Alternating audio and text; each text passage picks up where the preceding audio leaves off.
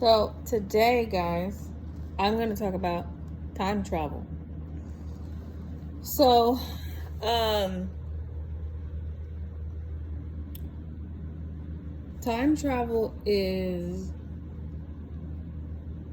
a very intricate part of memory recall. Okay? This is why it was so important to remember past lives, right? And the reason you can come back so many times is depending on how many straw men that you built, how many men that you have, or women you have branched off of your corporation, right? Off of your business. How many identities that you have accumulated. So if you are in the pair with a goddess or god, child, sun child, moon child, then you have reached a certain status to where going back in time is all about memory recall. So memory recall is important because the emotional impacts of certain pinpoints in time is like the wave, to get you back and forth. That wave of, I felt so this at this moment in time. I needed a little help. I'm going to send myself as a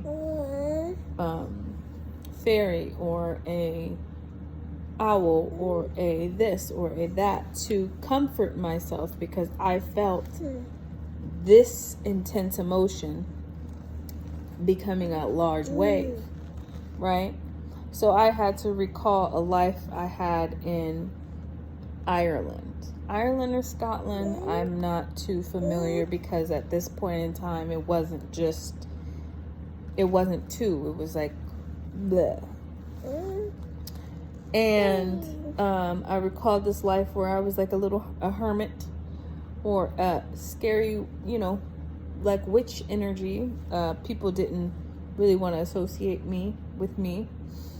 And I recalled this life because an emotional occurrence happened during this pinpointed time where I met this poet. Met a poet, and then we shared energies, and then attempted to grow that into more. Ooh, girl, don't do that. Don't do that. Don't do that. Don't do that. Don't do that.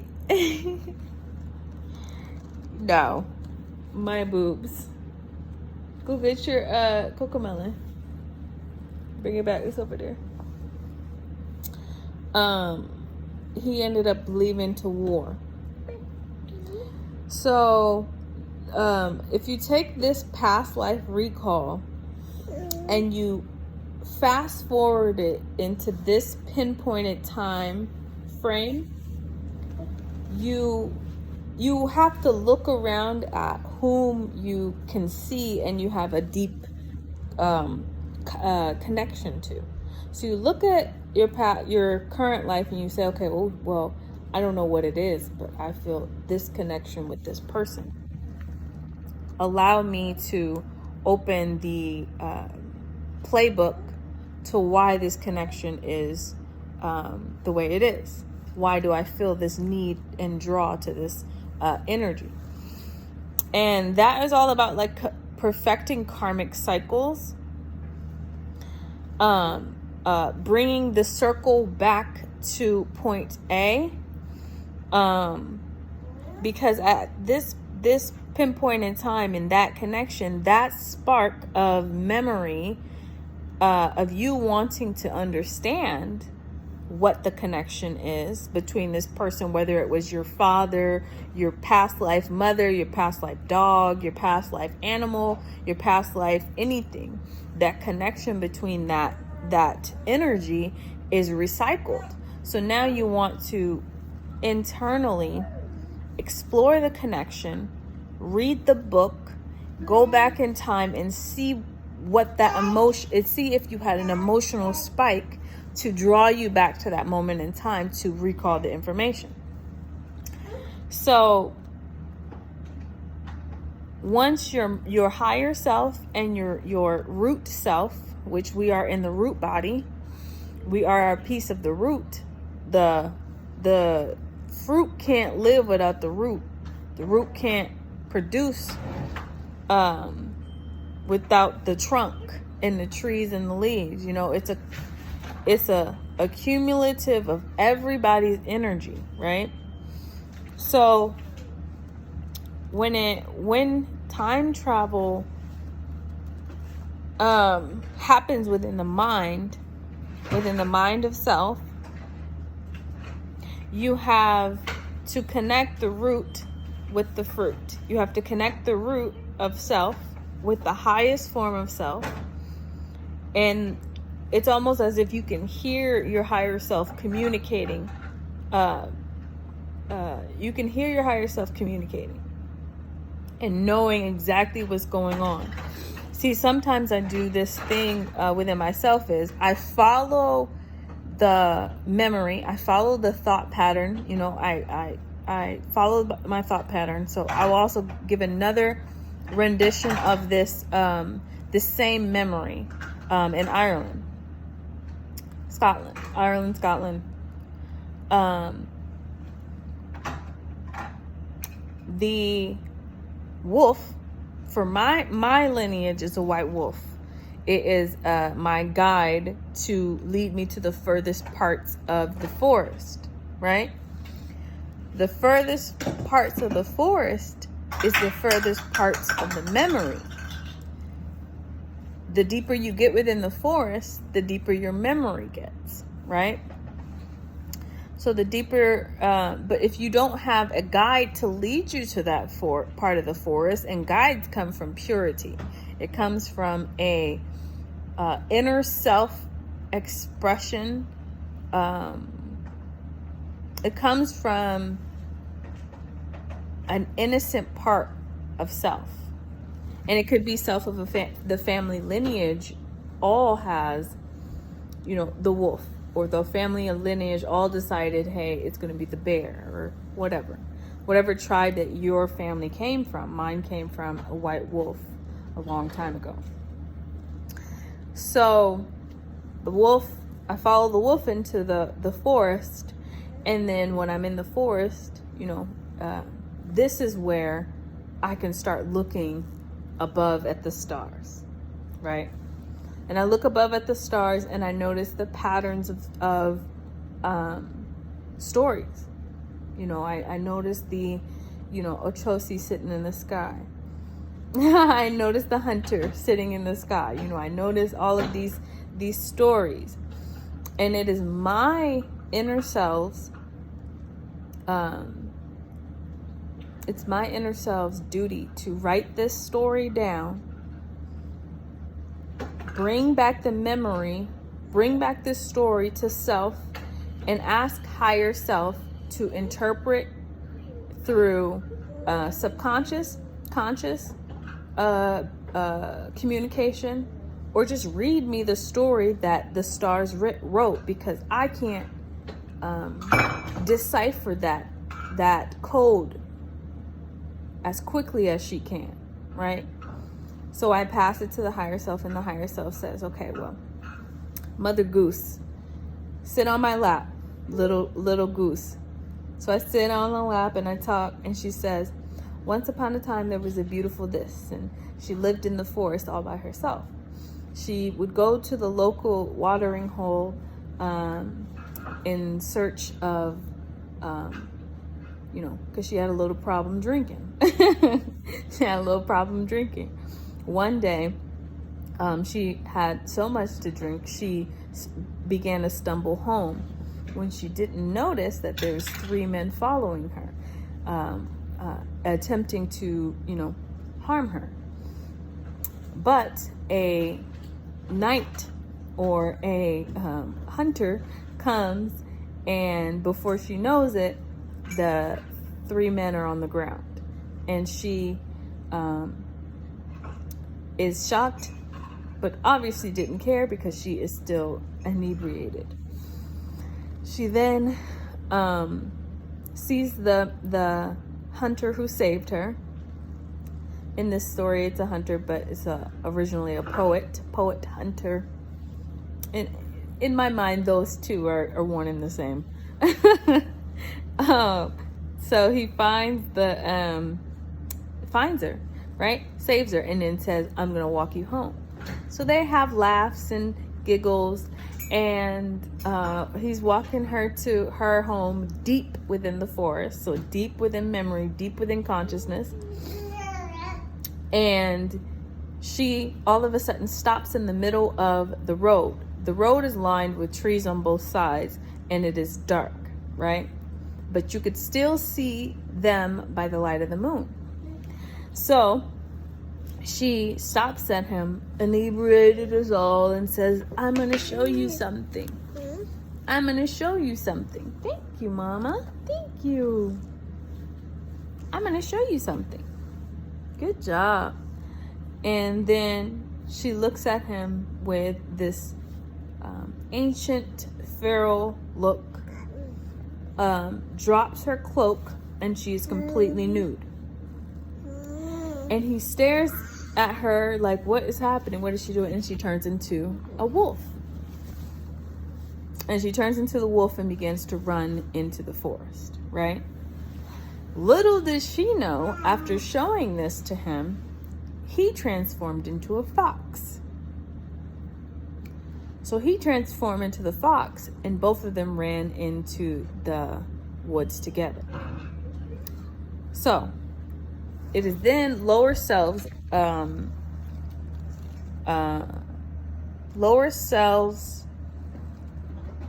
job to take the fact, take the fiction, and recall memory of this moment in time, or that moment within that connection, right? So with the stories written in the stars, we are allowed to interpret it for ourselves, and piece by piece take the knowledge from that karmic interaction, because the story ended with sadness. It's ended with sadness for quite a bit of time within these awakenings, because it is the job within the feminine and the masculine archetypes to find pinpoint times in their life where they are the happiest, but turn it to the saddest moments so that they can go back, right? So all of a sudden a war starts after they had their whole trajectory of romance and love and all this kind of stuff, preparing for children, see, another thing that most people don't know is when you prepare for children, you are birthing, depending on the feminine you are birthing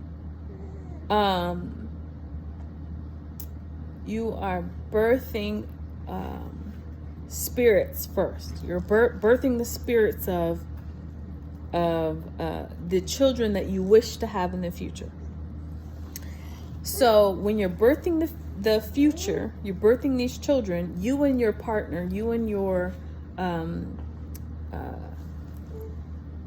energetic mate have come to the conclusion, we are going to have 20 children, right? So when they had that connection and that mating back in that time, all of these souls were ready and populated. And sometimes you can't even control. It's like rabbits. Sometimes you can't control how many souls that you produce. So the souls that are there when they don't have enough time, because as soon as as a certain time goes on and that energy wasn't born, then it absorbs back into the mother's womb, you know, and they would have to recreate that energy, right? Ooh. So they would have to recreate that energy. So when how the story ended, within this Irish lore, you know, they were getting ready to, you know, marry and, you know, start their life anew, and, you know, they were very excited. So they went their separate ways, and the next day he never showed up, right? So in this story, he never shows up. This causes internal distress within the feminine, which spikes the emotional energy, but it also pinpoints this energy, because once this energy within the circle of time,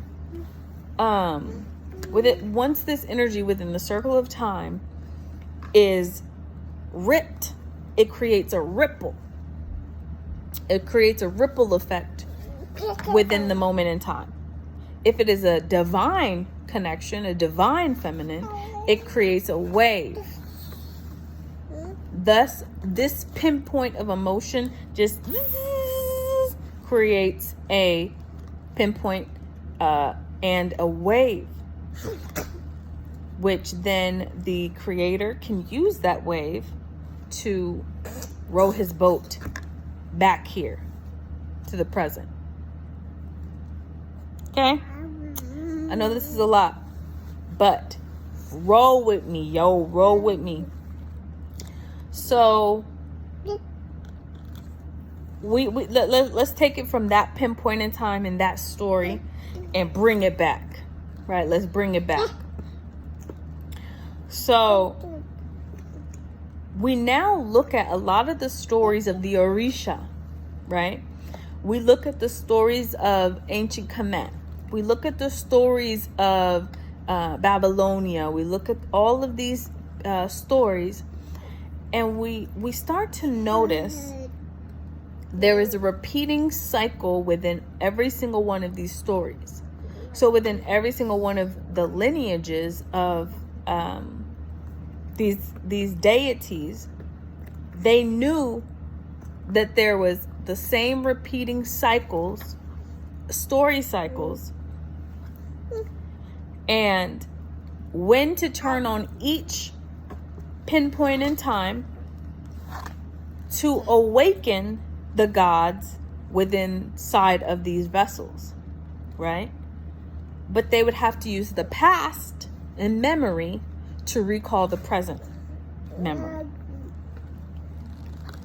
So this is when I get back into the story of Isis and Osiris. Similar story. Then you get into the let's stop there. Let's stop on that note, because the more I get into time, the more I can fall into time. You know, it's like Alice in Wonderland. It's like, you get me talking about time travel, we on it. But for me recently, I've been having awakened sleep moments that are so connected to the present. It's like damn near on the second hand, 2 minutes away from the fucking 12. So that awakening spot is almost like, how can I explain this? It's almost like being time traveling before having the ability to physically time travel, right? Consciousness is traveling to certain points in time without the body going, right? Imagine having that ability to sync the two, the consciousness and the physical body, to travel in time, using memory recall and emotional pinpoints as the divine guidelines to when we were at the happiest, because pinpoints don't always have to be sad.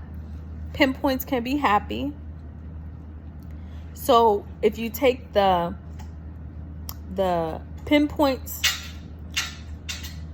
in time as your red dot, you're traveling in a circle,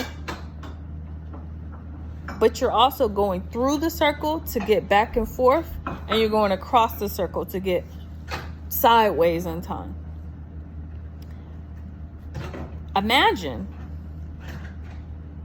Just imagine this and roll with me again.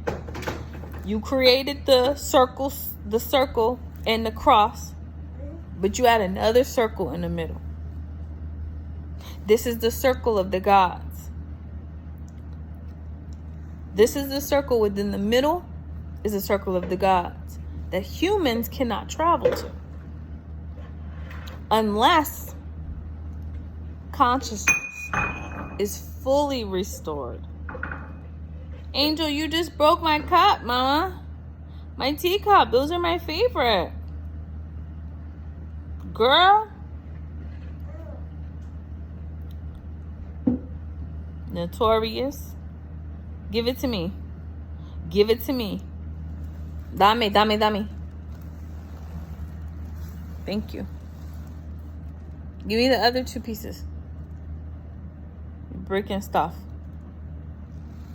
Anyway. So then we take that into account. Some people have the ability to travel. Some people have the ability to get back and forth. Some people have the ability to sit still and do it all. So if we also take a gander at all karmic cycles, you know, even if you look at this thing too, like some of your favorite entertainers, some of your favorite singers, and some of your favorite dancers, and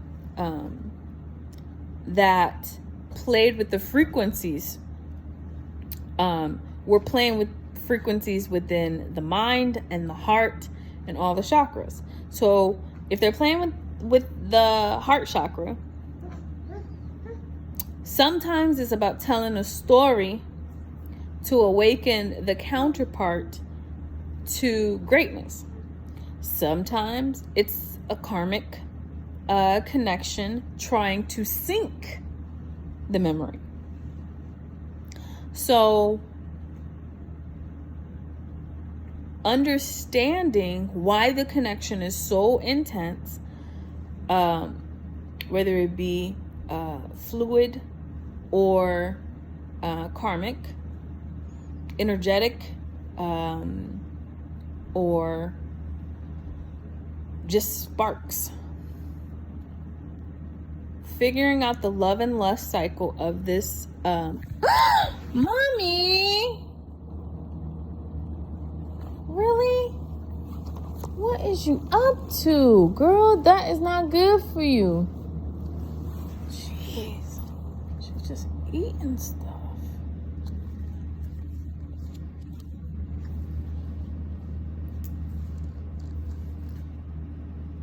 She's looking at me like I'm crazy.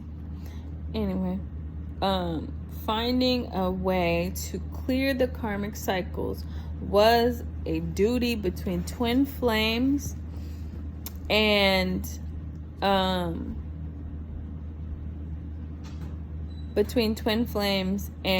soulmates. Finding past karmic cycles and closing those cycles in the present, so that the spark of creativity, the spark of consciousness, the spark of Kundalini awakening, the spark of astral connections. Yeah. The connections between astral. When you're traveling astrally, again, I always try to communicate this to people. When you're traveling astrally, you can also have spirit children.